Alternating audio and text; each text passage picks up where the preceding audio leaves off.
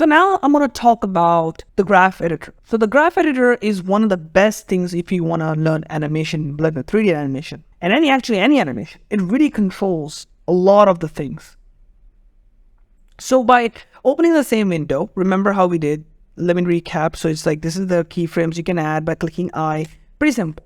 And you can watch the previous video. It is auto keying, and this is playback, for play forward and play backwards. This is the basically basics, right? But let me just show you a graph editor. I'm going to click here and I'm going to click in the same animation. I'm going to click graph editor. The graph editor is where you're going to spend most of your time animating the most complex animations ever you could think about. So let's add a basic keyframe. So X, and I'm going to move it here. And that's right here on the keyframe back. Here, and then click available. There you go. So in this, as you can see in the timeline, pretty common. We just see this. Nothing changed. Okay, I'm gonna move it closer for speed purposes. Okay, there you go. It goes there, reasonable. But the thing about this is, why do we use graph editor? Let's say I want such that I want to start it slow and then go fast. There is absolutely no way you can do that in timeline. Well, there is a way, but I don't recommend you doing it here. I recommend you doing it in graph editor because it shows you what's happening. So let's actually see in this what's happening. Okay. By the way, in the timeline, you can actually see what keyframes are available. So you can see it's recording the X, the Y, and the Z are the same. So you can turn off these, but they're the same. This is essentially, it does this animation effect, the overall animation here. And this is just lock, make them such that you cannot change it by accidentally in the future, or if you forget, that is. So let's focus on the graph editor. As you can see, by opening this, you got the X location, you got the Y location, and you got the Z location. The Y and the Z location are the same because they're constantly going to change that, but the X location is available. I want to show you something very interesting, and that is this curve, right? But the thing about this curve is, what does it does? Like, well, what does this curve represent? Well, here, this is the time. So the timeline, essentially, you got the frames. And this is the distance. So for example, I will click N. As you can see, it tells here 6 and 6. As you can see, -6. And then here, you can go over here and you got 10. Almost 10, approximately 10. Or actually 10. So 10 here, 10 here. Suggesting that these are the positions in space. Okay? And this is just how it goes. Connects slowly. Great. You can press A to select all, by the way, or you can last to select just like simple, very easy. But let's say, what else? The same controls work, G to change. By the way, you can press G and Y to do this, which just increases the position. As you can see, it's affecting the position. And X to move it across here, which says how much time does it take to reach that position. That simple as that. Here, you got essentially does this affect? Well, I want to show you this later, how useful this could be. But let's say I only want to see the X. I can close the Y. But the thing is, if you have tons of things like scale, like rotation, color, it's very hard. You can select the one you want to see and click Shift H to unsee all other. And if you want to see them back, just click Alt H and then deselect all, and then just click this again, Shift H. Okay, that's that. Then you can also click this, which means that I don't want this to be affected. As you can see, added dot line, and now you cannot grab this dots or move them. So you can undo this if you want to move them. Great.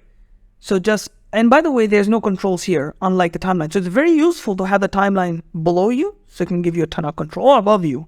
Let's say I want to have this start from slow to fast. So how do I do this? Well, here, if I click each frame, you see these handles. This is what the graph editor is used for, because it allows you to have these handles. So let's say I wanted to go fast. Well, I can click this handle, and I want to have to, by the way, you can click minus and plus to zoom in and zoom out. Same with the timeline. You can click plus or minus to zoom in and zoom out. Okay, I wanna make it fast. Well, I can click this handle and let me just make it like this. And I'm extending it. Now look at this. It speeds up. That's amazing. So let me explain you what I just did.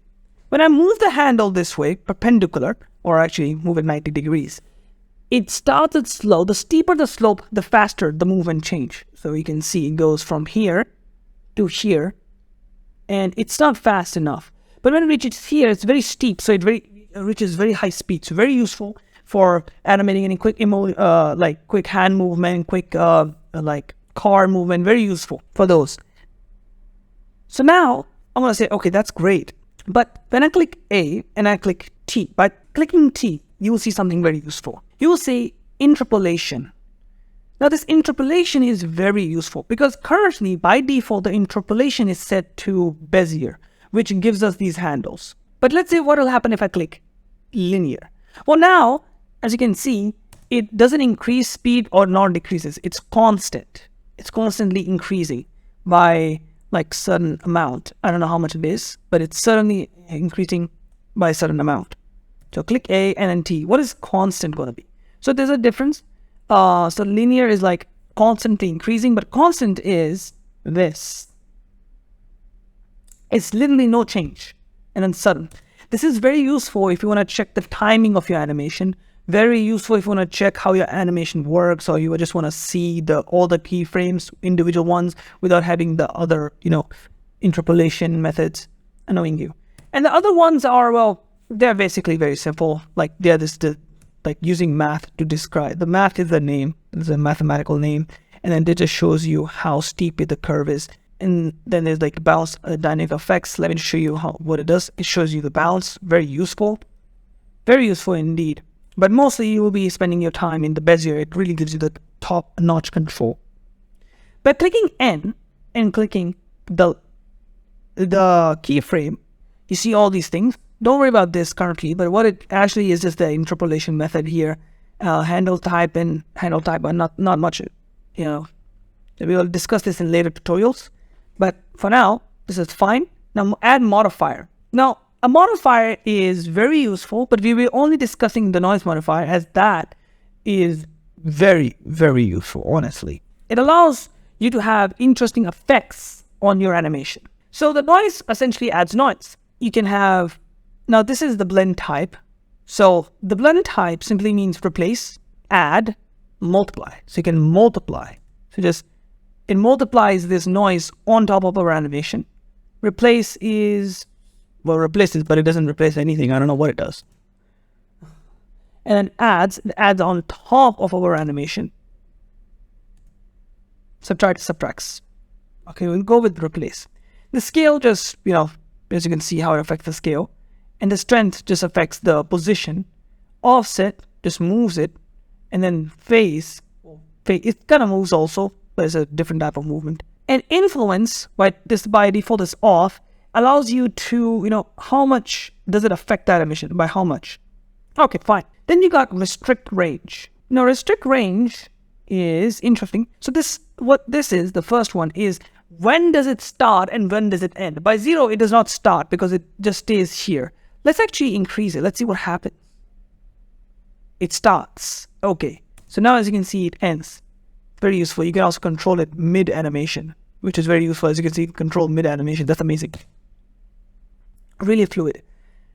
Blend in means it starts out blending. So it's very small dose at the start and it increases at the end. So let me show you. Look, it's blending. And then it increases at the end. So slowly, and then increases, as you can see. But blend out is the same, but it's like from the other side. So as you can see, it blends out. Okay, so then it becomes slow at the end. So it starts out fast, but then it blends slowly outside. Very easy. And by this, you mean, is this available? Is it active or not? Is it an active modifier or not? Is it visible or is it affecting the animation or not? Okay, that's basic, very simple. With a click N, you can click N to make it disappear. Okay, so let me actually delete all the keyframes by clicking A, X, and delete. Okay, I'm going to record the keyframe location. Oh no, what's happening here? Just it's not suitable for active. Okay, interesting. Whatever. Click this. Click I. Click location.